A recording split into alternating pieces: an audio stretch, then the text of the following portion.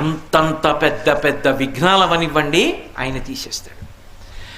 అది ఎంత పెద్ద విఘ్నం కానివ్వండి, ఆయనని తలుచుకుంటే మాత్రం ఇంకా విఘ్నం నిలబడదు, ఆ విఘ్నాన్ని తీస్తాడు. అందుకే ఒక్కొక్క దేవాలయంలో 2 విఘ్నేశ్వరులు ఉంటారు, 2 వినాయకమూర్తులు ఉంటాయి.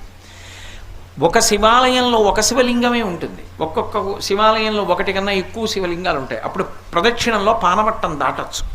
సరే, ఇప్పుడు శైవాగమానికి సంబంధించిన విషయం ఎందుకు, కానీ వినాయకుడు సాధారణంగా ఒక్కడే ఉంటాడు, ఉండాలి కూడా.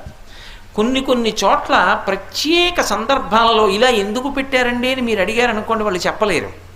కానీ ఒక్కొక్క చోట ఒక్కొక్క ప్రత్యేక సందర్భంలో 2 వినాయకులు ఉంటారు. 2 వినాయకుల్ని ఎందుకు ప్రతిష్ఠ చేస్తారంటే అన్ని చోట్ల చేయకూడదు, అలాగా ప్రత్యేక కారణానికి చేస్తారు. ఒకరిని విఘ్నరాజు అని పిలుస్తారు, ఒకరిని విఘ్నేశ్వరుడు అని పిలుస్తారు.